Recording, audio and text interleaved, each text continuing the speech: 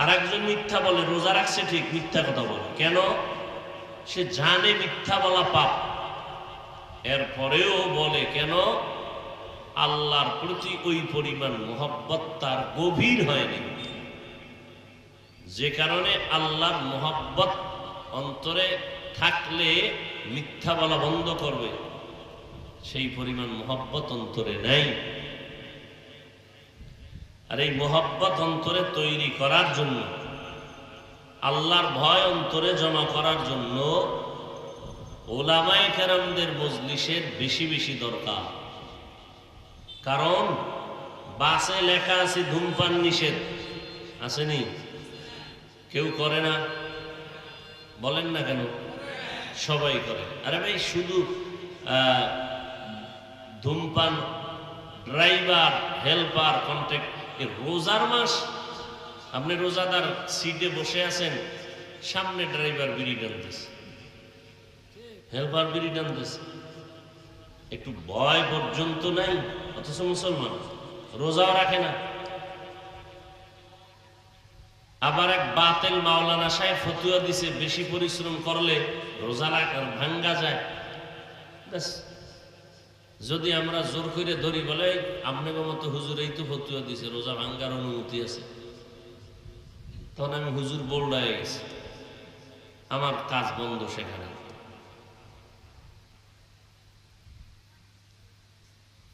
ইসলাম ধ্বংস হবে, বাতিল ইসলামের লেবাসদারি ভণ্ডদের কারণে ইসলাম বিদায় হবে, সাধারণ মানুষের কারণে। আপনারা তো আল্লাহকে মহব্বত করতে চান, সব আলেম যদি এক হইয়া বলে এই কাজ করা যাবে না, কোনো মানুষ সাহসী পাবে না। কিন্তু আলেমদের প্রতি এক সাইডে মহব্বত, আবার অন্যদের প্রতি ঘৃণা। কেন? আমাদের কারণে। ওই যার মধ্যে তাকওয়া যত বেশি, আল্লাহর ভয় যত বেশি, তার মধ্যে আল্লাহর মহব্বত, নেক আমল, গুনাহ থেকে বেঁচে থাকা প্রবণতাও বেশি, বয়ানও সেই লাইনে হয়। বাসে লেখা ধূমপান নিষেধ, এরপরও সবাই করে। মসজিদে লেখা আছে ধূমপান নিষেধ, কথা বলেন না কেন? কেউ করে? করে না। কি বিষয়? কেউ ফিডাইব? মসজিদে লেখা নাই, এরপরও কেউ করে না। বাসে লেখা আছে, এরপরও করে। নিষেধ করলে উল্টা ঝগড়া। আপনারা ফতুয়া দিয়ে দেশটা ধ্বংস করে দিলেন, এই বিভিন্ন কথা। এর একমাত্র জবাব হলো পরিবেশ। কি? বাসে লেখা থাকলেও ধূমপান বন্ধ হবে না কেন? পরিবেশ খারাপ। মসজিদে ধূমপান করবে না বলার দরকার নাই, কেউ করবে না কেন? পরিবেশ ভালো। ওখানে ঢুকলেই আগে পকেটে হাত দেয়, কেউ টুপি খুঁজি, টুপি। এজন্য শেখ সাদি রহমতুল্লাহ আলাইহি বলেন, সৎসঙ্গে স্বর্গবাস, অসৎসঙ্গে স্বর্গবাস। তিনি গোসলখানায় ঢুকছেন, দেখে মিশকো আম্বরের ঘ্রাণ আসতেছে। মিশকো আম্বরের ঘ্রাণ কেন আসে? কোনো আতরের দানি পড়ে আছে, বোতল পড়ে আছে, খুঁজে দেখলেন কিচ্ছু নেই, একটা মাটির চাকা পড়ে আছে। সে ওই মাটির চাকা নাকের কাছে নিয়ে দেখতেছে, মাটির থেকে মিশকের ঘ্রাণ আসতেছে। তিনি 30 বছর দেশ সফর করছেন, বিভিন্ন দেশ সফর করে করে আল্লাহর কুদরত দেখলেন, আর সেগুলো লেখলেন। সেগুলো লেখার দ্বারা কিতাব হলো। সেই কিতাব আমাদের কওমি মাদ্রাসায়, এমনকি আলিয়াতেও পড়ানো।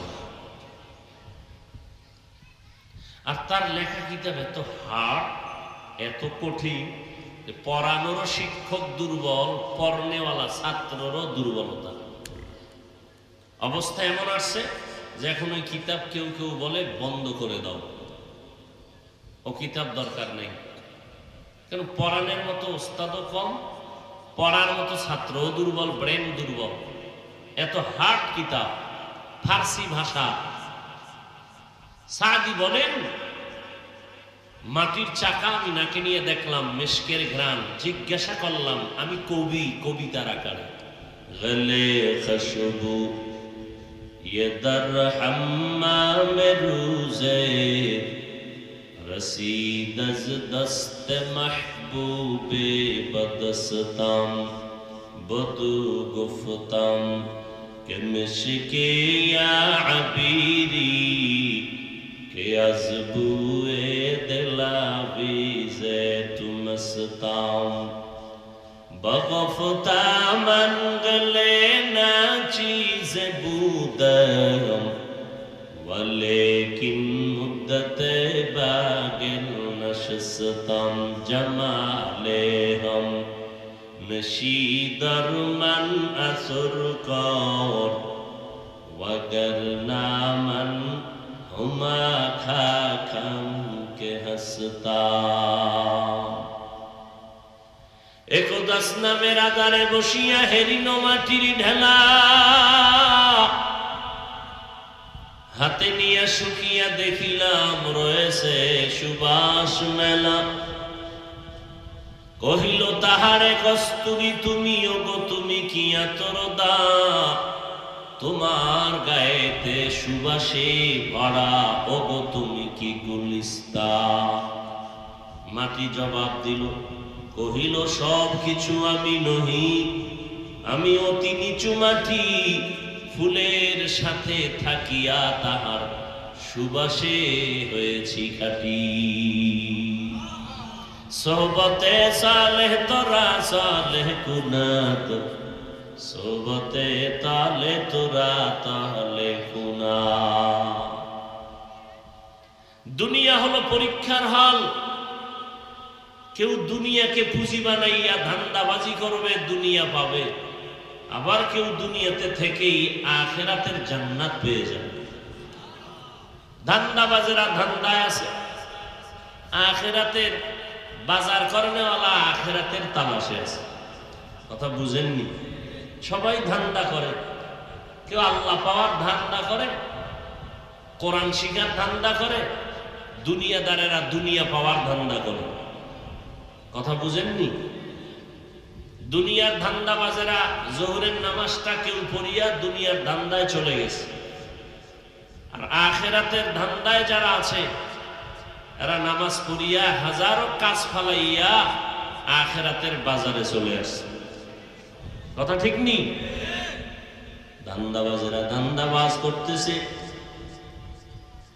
কিভাবে? এই প্রচন্ড রোদের ভিতরে আপনি চিন্তা করেন, কোরআনের বাগানে যাওয়া বড় কষ্ট, কিন্তু টাকা পানেওয়ালা, টাকার ধান্দায় যারা, তারা এই কষ্টের মধ্যে টাকার ধান্দায় ঘুরতেছে। এদের কাছে দিন নাই রাত নাই, সব সমান, মাকসাদ টাকা চাই। সব দুনিয়াওয়ালারা দুনিয়া কামাই করার জন্য ঘাম আর ঘাম। লেবার শ্রমিক যারা কাজ করতেছে, সারাদিন কাজ না করলে চুলা আগুন জ্বলবে না, রৌদ্র নাই বৃষ্টি নেই, কাজ করতেছে। ভ্যান চালকেরা, রিক্সা চালকেরা রিক্সা চালায়, কৃষকেরা কৃষি কাজ করে, শ্রমিকেরা শ্রমিকের কাজ করে। কারণ আমার ওই কাজ না করলে আমার দুনিয়ার জীবন অন্ধকার হয়ে যাবে। আবার যার অন্তরের মধ্যে এমন একটা বুঝ আসছে, আমার আখিরাত আসল। এই রোজার মাস আমি রোজা রাখছি, রোজার বরকত যদি অর্জন করতে না পারি, আখিরাতের জীবন আমার অন্ধকার হয়ে যাবে। যে কারণে প্রয়োজনে আমার একদিনের ব্যবসা বন্ধ থাকলেও আমি আখিরাতের বাজারে যাওয়া বন্ধ করব না। আমার একদিনের কাজ বন্ধ থাকলেও আমি ওলামায়ে কেরামের দর্শন লাভের থেকে বঞ্চিত হব না। কারণ পরিবেশ, ওলামায়ে কেরামদের পরিবেশে আসলে, সাদি বলেন, মাটির চাকাকে বললাম তুমি মেশকো আম্বর না ঘেরান কেন? বলে আমি একটা ফুলের গাছের গোড়ায় থাকার কারণে ঘেরান আমার মধ্যে আসছে। সাদি বলেন, ওরে দুনিয়ার মানুষ, একটা ফুলের গাছের গোড়ায় মাটির চাকা থাকতে যদি মাটির মধ্যে ঘেরান আসতে পারে, ও দুনিয়াওয়ালারা, তোমরা যদি খাঁটি আল্লাহওয়ালা যারা আউলিয়ায়ে কেরাম, ওলি আউলিয়ার সুহবতে বসো, তাদের কাছে বসতে পারো, তোমাদের মধ্যে কেন আখিরাতের ঘেরান ঢুকবে না? নবীজি হাদিসে আর একটা সুন্দর উদাহরণ দিয়েছেন। আতরের দোকানদের কাছে একজনের গেলা, আতরের দোকানের কাছে যদি যাও থাকলে আতর কিনো, চলার পথে তোমার শরীর থেকে যদি দুর্গন্ধ আসে বা কোনো বাতাসে দুর্গন্ধ, আতর লাগাও, গন্ধ দূর হয়ে যাবে। তোমার ঘ্রাণে আতরের গন্ধটাকে বন্ধ করে দিবে। যদি কিনতে না পারো, ওখানে বসলে তো কিছুক্ষণ ঘ্রাণ পাইবা, খাও, কেনার টাকা নাই, কিন্তু দোকানের কাছে দাঁড়াইলে তো কিছু ফাও ঘ্রাণ পাওয়া যাবে। আবার যদি ফাও আঙুলে লাগাইতেও পারো। আর যদি দোকানওয়ালা তোমার ফাও না দেয় তো শুধু ঘ্রাণটা তো পাইবা, ফাও সুন্দর ঘ্রাণ পাইবা। ওলামায়ে আল্লাহওয়ালা যারা ওলামায়ে আহলে হক তাদের মজলিসে যদি বসো, আউলিয়া উলিয়ার কাছে যদি বসো, ও বান্দা তুমি জান্নাত কিনতে পারবা। কি পারবা? জান্নাত কিনতে পারবা যদি তোমার ঈমান আমলে পুঁজি থাকে। যদি তোমার ঈমান আমলের পুঁজি দুর্বল, কিনতে যদি নাও পারো তো ওখানে বসবা, জান্নাতের ঘেরানটাও তো পাইতে পারবা। যতক্ষণ বসে থাকবা আমল নামায় কোনো গুনাহ লেখা হবে না, সব সওয়াব লেখা হবে। হাদিসের মধ্যে নবী বলেন, হাসরের ময়দানে এক বান্দার ফয়সালা হয়ে যাবে, জাহান্নামে নিয়ে যাও, তার কোনো আমল নাই। জাহান্নামে যখন নিয়ে যাওয়া হবে, বান্দা বারবার পেছন দিকে তাকাবে। আল্লাহ বলবেন, ফেরেশতারা দাঁড়াও। এই বান্দা বারবার পেছনে তাকায় কেন? ফেরেশতারা বলবে, জানি না, আল্লাহু আ'লাম, আল্লাহ আপনি ভালো জানেন। আল্লাহ বলেন, দাঁড়াও। ওই বান্দা জাহান্নামে যেতে চায় না, বারবার আমার দিকে চায়, আমি একটু দয়া করি। এখন আমি যে দয়া করব, দয়ার জন্য তো সূত্র লাগবে। দয়া কেমনে করি? দেখনি ফেরেশতারা তার আমলনামার তদন্ত করো, তন্ন করে বিক্ষুজ দেখো জীবনে কোনোদিন কোরআন পড়ছেনি। ফেরেশতারা বলবে, আল্লাহ আমলনামায় কোরআন পড়ার কোনো কলাম নাই। আল্লাহ বলে, তো দেখো কোরআন পড়নেওয়ালাদের সাথে কোনো সম্পর্ক আসেনি। ফেরেশতারা আমলনামা তদন্ত করে দেখবেন জীবনে কোনোদিন আলেমের সাথে সম্পর্ক করে নাই। এবার আল্লাহ বলবেন, শেষ। আমি ওরে দয়া করার একটা সূত্র আছে, দেখো ওর এমন কোন বন্ধু আছে যেই বন্ধুর সাথে কোরআনওয়ালার সাথে সম্পর্ক আছে। ফেরেশতারা এবার বলবে, হ্যাঁ, এই বান্দা জীবনও কোরআন পড়ে নাই, কোরআনওয়ালার সাথে সম্পর্ক করে নাই, তবে এই বান্দার এমন একজন বন্ধু আছে যেই বন্ধুর সাথে কোরআনওয়ালা উলামায়ে আহলে হকের সাথে সম্পর্ক আছে। আল্লাহ বলবেন, আমি একক ক্ষমতার মালিক, আমার নাম রহমান, আমার নাম রহিম। যাও, আমার আলেমের বন্ধুর সাথে বন্ধুর সম্পর্ক, এর বরকতে আজ আমি কঠিন জাহান্নামের আযাব থেকে মুক্তি দিয়া জান্নাত দিয়া দিলাম। আতিনা ফি দারে দুনিয়া না হাসান, আতিনা ফি দারে উকবা না হাসান, ইয়া গিয়াসাল মুস্তাগীসিন ইহদিনা ইফতিখারা বিল উলুমি ওয়াল গিনা। हर गोरी देने को तू तैयार है, जो न मांगे उससे तू बेजार है। আল্লাহ বলেন, আমাকে ভয় করার মতো ভয় করো, তত সাধ্য মতো ভয় করো। ভয় করার মানে আমার মহব্বত তৈরি করে গুনাহ থেকে নিজেকে বাঁচাও। আর এই ভয় বা তাকওয়া অর্জন করার একমাত্র মাধ্যম হলো আমার প্রিয় বান্দা যারা ওলি আউলিয়া তাদের বন্ধু হও। তাদের নজর লাগলেই অন্তর তোমার ধুলাই হয়ে যাবে। আল্লাহওয়ালাদের নজর, উলিয়া উলিয়াদের নজর যদি পড়ে যায়, তোমার কলব দ্রুত গতিতে পরিষ্কার হয়ে যাবে। কারণ তাদের নজরের মধ্যে আমি আল্লাহর দেওয়া কুদরতের পাওয়ার আছে, পাওয়ার।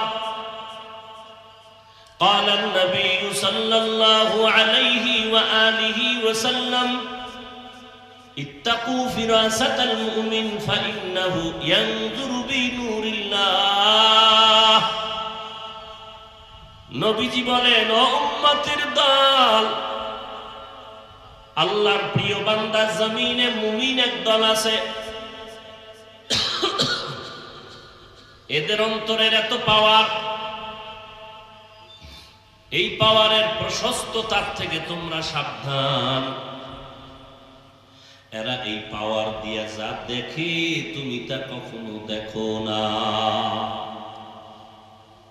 এরাই অন্তরের পাওয়ার দিয়া যা দেখে তোমরা দেখো না। পয়গম্বরের সাহাবী ওমর ফারুক রাদিয়াল্লাহু তাআলা আনহু খলিফাতুল মুসলিমিন, খোলাফায়ে রাশিদিন, দ্বিতীয় খলিফা। 10 জন সাহাবা জান্নাতের টিকিট পেয়েছেন। এর মধ্যে দ্বিতীয় হযরতে ওমর, প্রথম হযরত আবু বকর। হযরত ওমর ফারুক রাদিয়াল্লাহু তাআলা আনহু পয়গম্বরের সাহাবী, খুতবা দিতেছেন শত শত মাইল দূরে। পাহাড়ের পাদদেশে একদল সাহাবায়ে কেরামের কাফেলা শত্রুর মোকাবেলায় দাঁড়ানো, ওই পাশে শত্রু গেলেই মারবে। ওমর ফারুক খুতবার মধ্য থেকে হঠাৎ করে একটা অন্য আওয়াজ দিয়ে বললেন, ইয়া সারিয়া আল জাবাল। 3 বার বললেন, ইয়া সারিয়া আল জাবাল, এই সারিয়া, পাহাড় পাহাড় পাহাড়। খুতবার মধ্যে মসজিদে নববীতে আওয়াজ দিছেন, শত শত মাইল দূরের থেকে সারিয়া।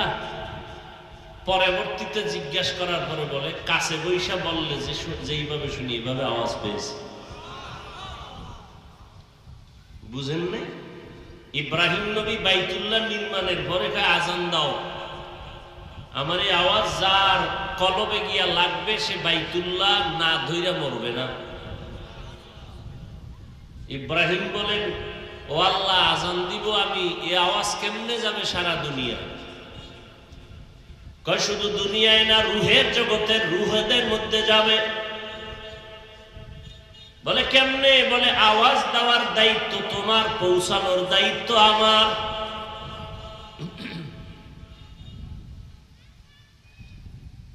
কিছু কিছু দুনিয়াদার এলেমে আমলের গভীরতা নাই, আল্লাহর আসল মোহাব্বতের গভীরতা সম্পর্কে ধারণা নাই। এই সমস্ত প্রকৃতির মানুষগুলো আল্লাহর মোহাব্বত নিয়ে কোনো কথা বললেও বুঝতে চায় না।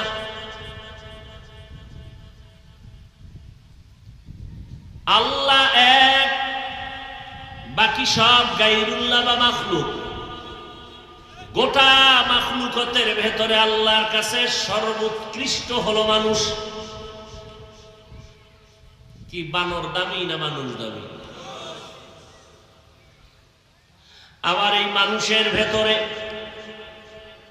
যারা আল্লাহর ইবাদত করে অধিক মোহাব্বত নিয়ে তারা আরো দামি। তাহলে মোহাব্বতের বস্তুটাকে আল্লাহ পাক বেশি কিছু দেওয়ারই তো কথা। আল্লাহর তো ছেলে নাই, মেয়ে নাই যে তারা কিছু দিবেন। আল্লাহর আপন মানুষ, আল্লাহর এই মানুষের মধ্যে আরো আপন যারা আমলে, ইলমে, তাকওয়ায় আগানো, আল্লাহ তাদেরকে দিবেন না স্পেশাল পাওয়ার? তো কাকে দিবেন? সুলাইমান পয়গম্বর জমিন থেকে 9 মাইল উপরে সিংহাসন, বাতাস হলো তার সিংহাসনের গতি পরিচালনার জন্য, বাতাস হলো তার মূল মাধ্যম। 9 মাইল উপরে সিংহাসন, সুলাইমান নবী আছে, জিন আছে, সব আছে, বিশাল সিংহাসন। হঠাৎ গর্তের এক পিপিলিকা জমিনের মধ্যে আর এক পিপিলিকার জাতিরে বয়ান করতেছে, ইয়া আইয়ুহান নামলা দুখুলু মাসাকিনাকুম, এই পিপিলিকার জাত ঘরে ঢোক। সুলাইমান নবীর বাহিনী যাইতেছে, এর তলে যদি বড় মরে যাবে, তাড়াতাড়ি আত্মগোপনে যাও, আশ্রয় নাও। সুলাইমান নবী আওয়াজ পাইছেন, পিপিলিকার আওয়াজ 9 মাইল উপরে। সুলাইমান নবী ফাতাবাসসামা, মুস্কি হাসলেন আর বললেন, এই সিংহাসন থামো, জমিনে ল্যান্ড করো, নামো, নিচে নামো। এবার পিপিলিকার ঘটনায় আশ্চর্য হয়ে গেলেন পয়গম্বর সুলাইমান।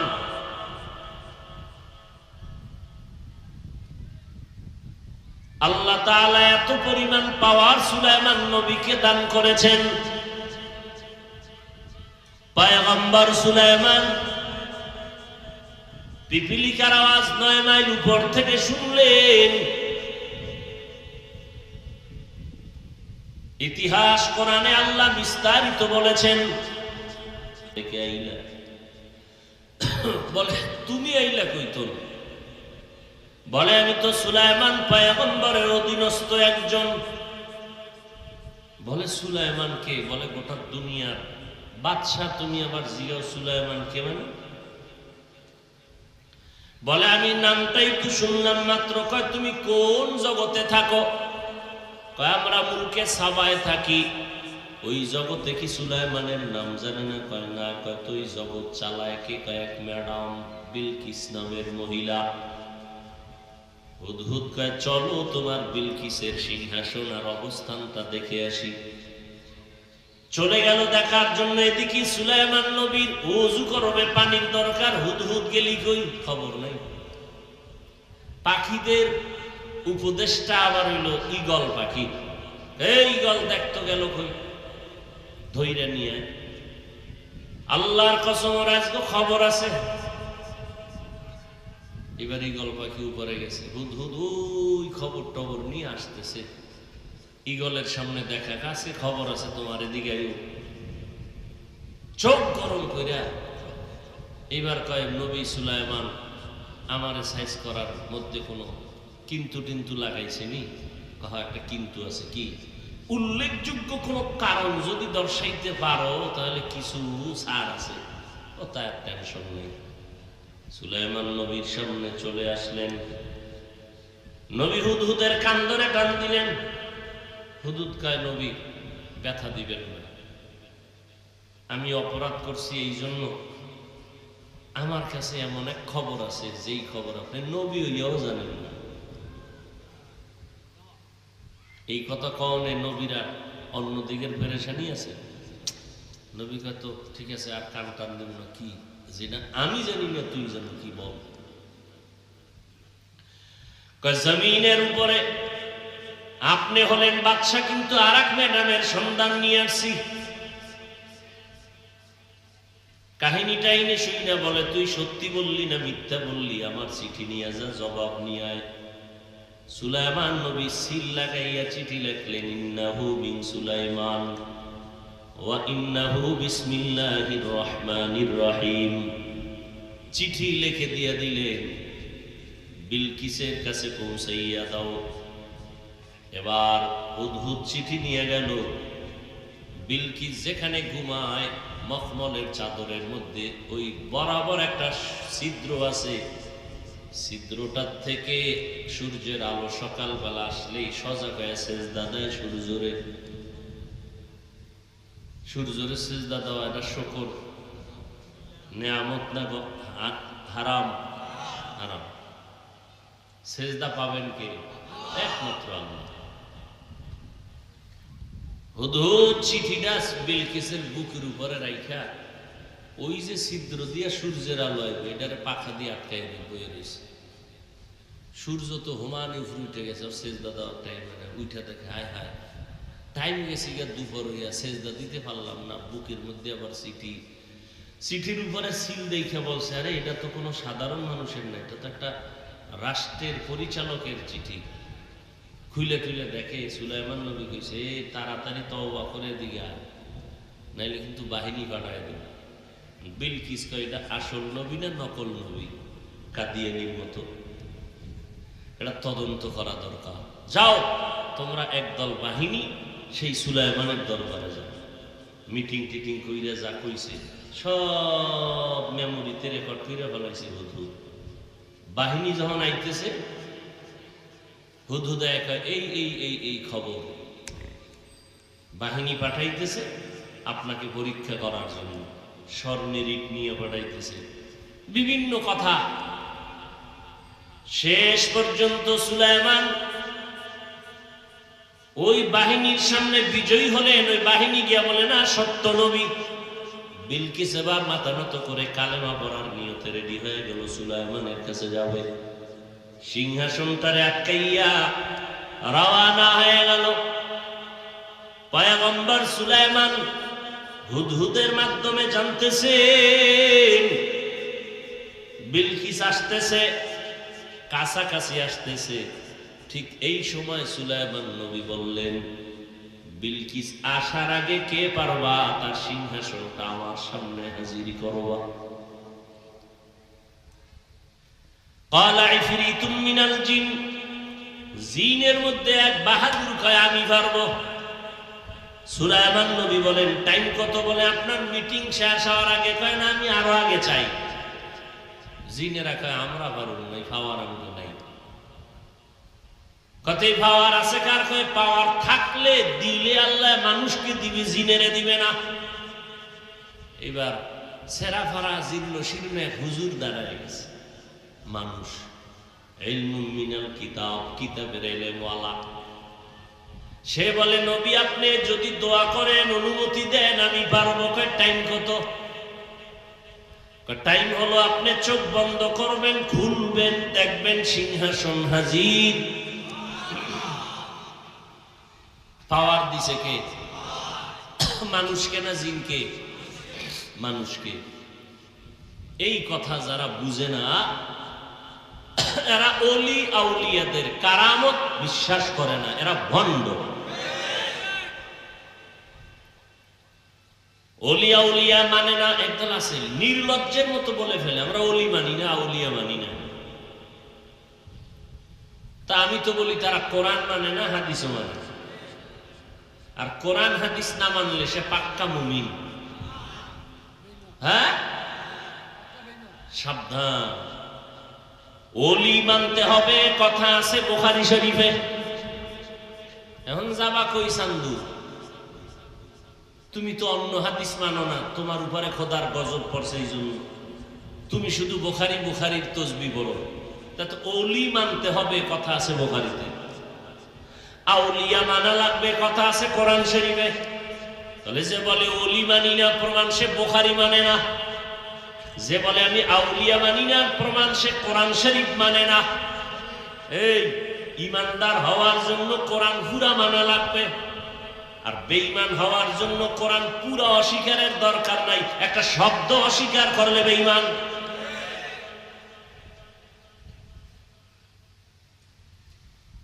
এই যারা ওলিয়া উলিয়া মানে না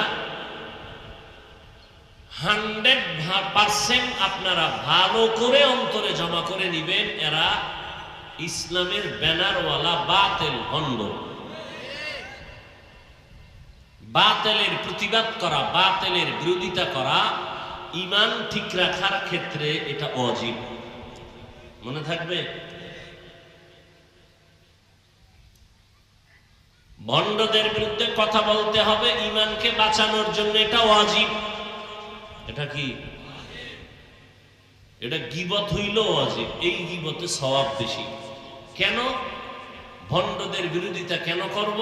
আমাদের ঈমান বাঁচানোর জন্য, যে ওদের খপ্পরে চক্রান্তে পড়ে যেন কারো ঈমান নষ্ট হয় না যায়। যারা সাহাবায়ে কেরামের বিরোধিতা করবে তারা ভণ্ড, নবীদের বিরোধিতা করবে যারা কথায় কাজে তারা ভণ্ড। এরকম বিরোধী শক্তি এই জমিনে এখনো আছে না নাই? বলেন।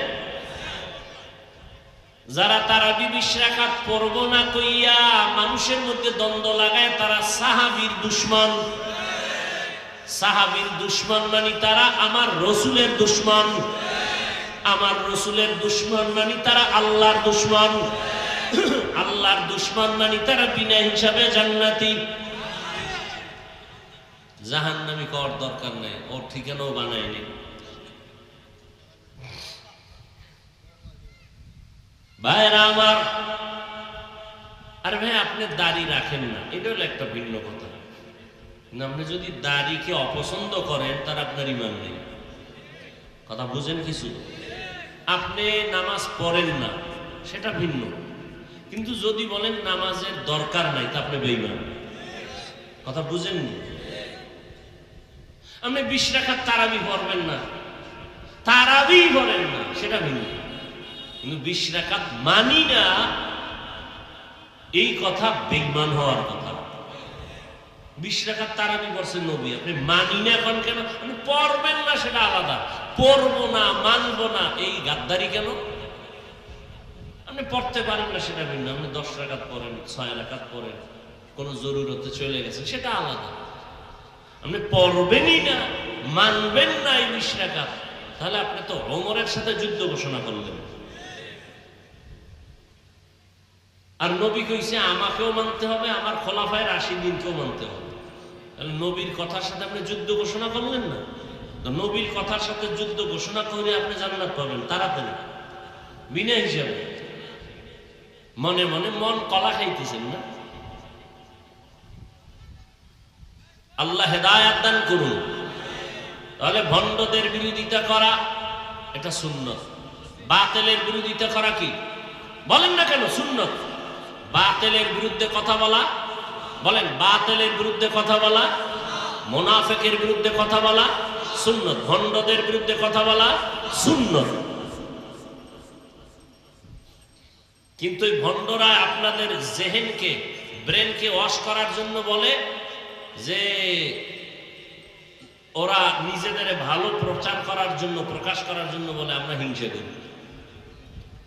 তাহলে তুমি কি বলবা? নবী যে মুনাফিকের বিরুদ্ধে, আল্লাহ কোরআনে মুনাফিকের বিরুদ্ধে কথা বলেছেন, নবী হাদিসে মুনাফিকের বিষয়ে কথা বলেছেন, বাতিলের বিরুদ্ধে রাসূল যুদ্ধ করছেন না?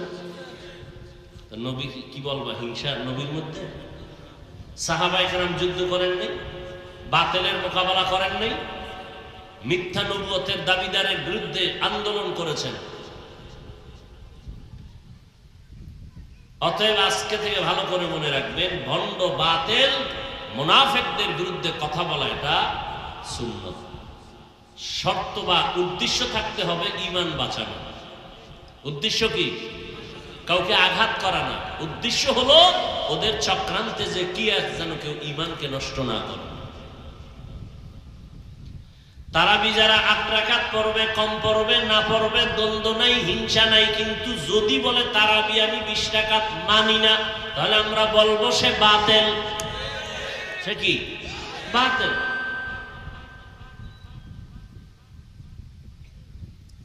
আরে অসুস্থ হয়ে গেছি, রোজা ভাঙ্গিয়ে ফেলেছি, আল্লাহর কাছে সার আছেন, কাজা করে নি, রোজা রাখার শক্তিই নাই, এত অসুস্থ। বাথরুমে দৌড়াইতে দৌড়াইতে আর বিছনাতে ওঠার কায়দা নেই, জনমের মতো খাইছে সাহারিতে, যা পাইছে খাইতে খাইতে গলা পর্যন্ত উঠে ফেলাইছে। এবার ঘুমের তুইটা খালি দরজা খোলা বাথরুমের, ওটা আটকাইস না, উভয় নেই। আমার 21 বার যাওয়ার পরে আমি আসিনি, এবার কত সেলাইন খানাইলে মরবি, এবার কাজা করে নি। এই বেচারা রোজা ভাঙ্গিয়ে ফেলাইছে বাধ্য হয়ে, পারে নাই। আর এক চোরার ঘরের চোরা খা, আমার ঘরে কি ভাতের অভাব আছে? আমি রোজা রাখবো, দুইজনের কি সমান হইল? ওটা তো কাফের হয়ে গেছে। এই যে রোজাকে অস্বীকার করবে সে কি? সে কি? কাফের। কারণ রোজা রাখা কি ফরজ, ফরজ বিধান কোরআনের, যে অস্বীকার করবে সে কাফের।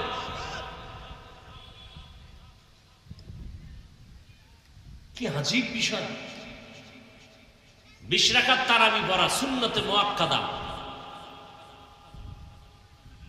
এরপর উপরও আছে 50-এর তারাবির কথাও আছে, 40-এর উপরে তারাবির কথা আছে,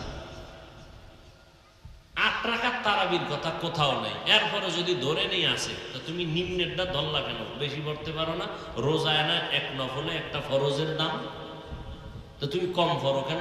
তুমি বেশিটা না পড়বা। অসুস্থ হয়ে গেছো, পারো না, সেটা তো আল্লাহ মাফ করবে, কিন্তু পারতে বইলে তুমি কম পড়বা কেন? তোমার মাজায় সমস্যা, মলম লাগাও, চিকিৎসা করো। তোমার কারণে অন্য মানুষের ইবাদত দুর্বল হবে কেন? মানুষের ইবাদতের স্পিরিট কমে যাবে কেন?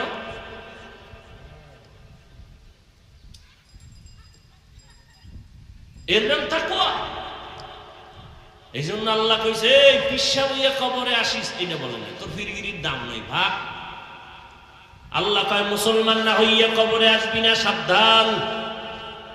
কারণ আমার দরবারে কে পীর, কে মাওলানা, কে মুফতি, কে মুহাদ্দিস কোনো পরিচয় নাই। আমার দরবারে পরিচয় মুসলমান নি। বুঝেননি কথা? পীরগিরির দাম নাই, বক্তাগিরির দাম নাই, মাওলানাগিরির দাম নাই। ওরে হাদিস স্পষ্ট, সহিহ হাদিস আব্দুল্লাহ ইবনে ওমর থেকে বর্ণিত, কিয়ামতের দিন আলেমকে ডাকবে আল্লাহ, এই মাওলানা, এলেম শিখছো কেন? মানুষ তোমাকে বড় মুফতি বলবে, এই জন্য তো দুনিয়ায় ভাইয়া লাইছো, যাও আজকে জাহান্নামে যাও, আমার কাছে কিছু নেই। যদি আমার থেকে পাওয়ার জন্য করতা তো আমি দিতাম, তুমি তো চাইছো দুনিয়া, পেয়ে গেছো দুনিয়া, যাও। তোমারে মারহাবা দিয়া, হাজার হাজার স্লোগান দিয়া মানুষ তোমার স্টেজে বসাইছে, বড় হুজুর, তুমি এটা দুনিয়া পেয়ে গেছো, আজ আমার কাছে কিচ্ছু নাই, জাহান্নামে যাও। এজন্য আল্লাহ বলেন, মুসলমান না হইয়া মরবা না। ও যুবক,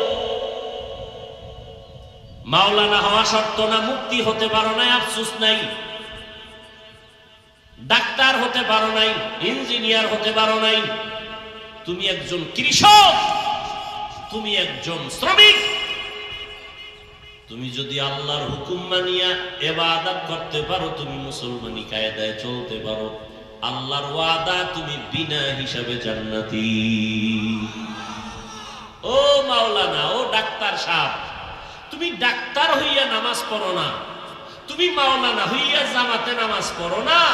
আর একজন গরিব, লেখাপড়া বেশি করে নাই, কাজ করার ফাঁকে আজান হয়ে গেছে, সব বন্ধ করে নামাজে দাঁড়ায় গেছে। রমজান মাসে তারাবির পরে কোরআন পড়ে, কোরআন এক খতম হয়ে গেছে। তুমি টাকাওয়ালা ডাক্তার, তুমি টাকাওয়ালা মাওলানার আগে ওই গরিব জান্নাতে চলে যাবে। আবু জাহাল, মক্কার বড় বড় মাথাওয়ালারা কয়, মুহাম্মদের কাছে যাইতে মনে চায়, কিন্তু মুহাম্মদের কাছে আশেপাশে মূর্খ মানুষ বসে আছে, গরিবরা, আমরা যাবো কেমন? আমরা তো সম্ভ্রান্ত পরিবারের, সম্ভ্রান্ত মানুষ, মাথাওয়ালা জ্ঞানী মানুষ, কাছে যাব কেমন? বুঝেননি? মুহাম্মদ সাল্লাল্লাহু আলাইহি সাল্লামের আশেপাশে কারা? বলেন না কেন? গরিব, মূর্খ। এরা থাকলে আমরা যাই কেমনে? আমগো সম্মান ধুলায় মিশে যাবে। তাদের বন্ধুরাও একদল এখনো আছে, তাদের তালে তাল মিলাইয়া কয়, চরমনাই কেন যাব, তাবলিগে কেন যাব? সব গরিব মূর্খরা ওদের কাছে যায়। কয়নি? ও বন্ধু, বলো ওই বেঈমানের কথায় তোমার কথায় ব্যবধান কই? বলে না, বলে না? হাফিজুর রহমানের বয়ান তো কোনো আলেম শুনে না, মূর্খরা শুনে। বলনেওয়ালা আছে না নাই? তো তুমি কি যারা লেখাপড়া শিখে নেয় তাদেরকে তুমি মানুষ বলতে চাও না? তাহলে আমাকে সামনে এনে না বল, আইসা বল। তো যারা মূর্খ এরা মানুষ নেই, সামনে বল, তো টের ভাবি কত ধানে কত চাল।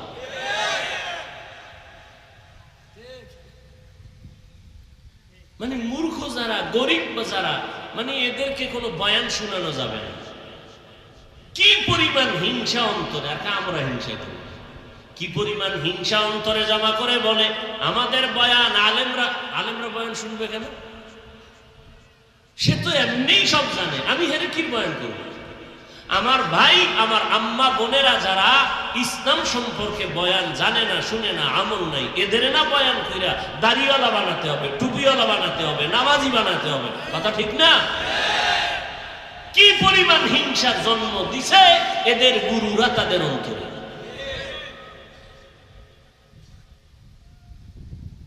হ্যাঁ, বড় আফসোস, ওই বেঈমানেরাও কয় মুহাম্মদ নবীর কাছে মনে চায় যাইতে। বুঝেন না?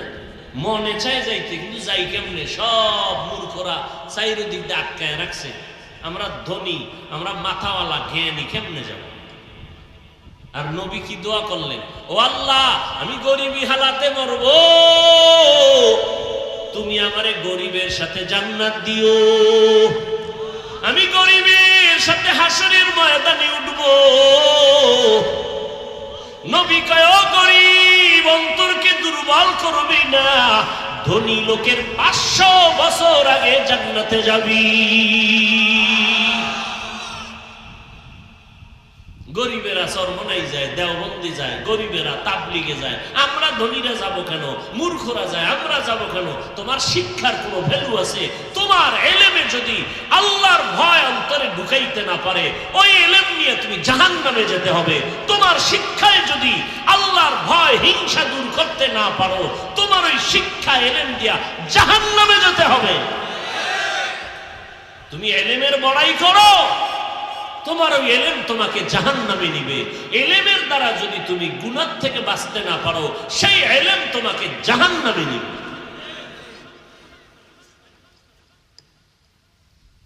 আহ, বড় কঠিন কথা। ও যুবক, কে কত দূর লেখাপড়া করলা, কে ডাক্তার, কে রোগী, কে ইমাম, কে মুক্তাদি, কে বক্তা, কে শ্রোতা, কোনো ভেদাভেদ নেই। সেদিন সাদা কাফনের প্যাকেটে ঢুকবি, লেখা থাকবে ডাক্তারের লাশ, সাদা কাফনে লেখা থাকবে ইঞ্জিনিয়ারের লাশ, বক্তা সাহেবের লাশ। আহ, কে ইমাম, কে মুক্তাদি, কোনো ভেদাভেদ না। এবার জানাজা পড়ায় দাও। গরিবের যেই নিয়ম, ধনীর সেই নিয়ম, ডাক্তারের যেই নিয়ম, রোগীর সেই নিয়মে জানাজা পড়াইয়া 3টা কাফন দিয়া প্যাকেট করে দাও। ডাক্তারের প্যাকেটটা একটু ভিআইপি, হ্যাঁ, গরিবের কাফন একটা কম হবে, ধনীর কাফন একটা বড় বেশি হবে। ধনীদের কাফন 4টা। কথা কয় না? আফসোস, ওরে মন্ত্রীর কাফন যেমন, কে ধনী কে গরিব, কালারও কোনো আলাদা হবে না। আলাদা হবে র্যাবের কালার। র্যাবের পোশাকের কালার কি? এখন র্যাবের পোশাকের কালার কি? কালা। বুঝা যায় কালা মানি র্যাব, ঠিক নেই? পোশাক দিয়ে বুঝাই দিচ্ছে, কালার দেখলেই বুঝবে এটা পুলিশ, এটা আর্মি, এটা বিডিআর, ঠিক নেই? কিন্তু সাদা কাফনে যেদিন ঢুকবা, পোশাকের কোনো ব্যবধান নাই, সব এক। কে র্যাব, কে আর্মি, কোনো ভেদাভেদ নাই, সব আমার মাওলার দরবারের ভিক্ষু। এবার কবরের সাইজ এক নাকি আর্মির কবরটা একটু বড় হইব? সব কবরের সাইজ এক। ওই কবরের মধ্যে ঢুকাইয়া বড় লোকের কবরের মধ্যে একটা মোবাইল রাখা হবে, দেওয়া। ফেরেশতা প্রশ্ন করলে আব্বাই যদি না পারে, আমি উপর দিয়ে দেব। যাই ফেরেশতারা খবরদার, আমার লগে কথা কও টেলিফোনে। সিস্টেম আছে, কেউ একটু কইরে দেখে তো সাহস করে, মানে একটা সিস্টেম কইরে দেই। সবার প্রশ্ন কবরে, কে গরিব কে ধনী, সবার প্রশ্ন 3টা। তুমি গরিব, তুমি টাকাওয়ালা, প্রশ্ন নেই, প্রশ্ন 3টার জবাব দাও। এই ডাক্তার, 3 প্রশ্ন। রবের পরিচয় দাও, ধর্মের পরিচয় দাও, রাহমাতুল লিল আলামিনের পরিচয় দাও। দুনিয়াতে আলাদা আলাদা বাহাদুরি করছো, তুমি তাবলীগ, তুমি চরমনাই, তুমি আলিয়া, তুমি কওমিয়া, তুমি ধনী, তুমি গরিব। না, কবরের প্রশ্ন সবার সমান। ও আম্মা জানেরা, জবাব দাও রবের রবকে, জবাব দাও ধর্ম তোমার কি, বলো রাহমাতুল লিল আলামিনের পরিচয় কি। ও বোনেরা, তুমি ধনী না গরিব, তুমি পরিচয় দিয়া কবরে কোনো কথা নাই, প্রশ্ন তোমার কাছেও সমান 3টা। জবাব দাও রবের পরিচয়, রবকে, ধর্ম কি, আর ইসলামের পরিচয় দাও, রাহমাতুল লিল আলামিনের পরিচয় দাও। ও মুরব্বী, ও যুবক, কোনো কথা নাই, প্রশ্ন তিনটার জবাব দাও। নবীজি বলেন যারা জবাব দিবে তাদের কবর হবে রাউযাতুম মির রিয়াদিল জান্নাহ, আর যারা দিতে পারবে না তাদের কবর হবে হুফরাতুম মিন হুফারিন নার। জবাব যারা দিতে পারবে তাদের কবর হবে জান্নাতের বাগান, যারা জবাব দিতে পারবে না তাদের কবর হবে জাহান্নামের গর্ত। কারা পারবে, কারা পারবে? আমি হুজুর না, ওরে আমি যদি পারতাম গ্যারান্টি থাকতো। জান্নাতের টিকিট পাইয়া 10 জন সাহাবা আবু বকর, ওমর, ওসমান, আলী জান্নাতের টিকিট পাইছেন, এরপরও কান্না আর কান্না।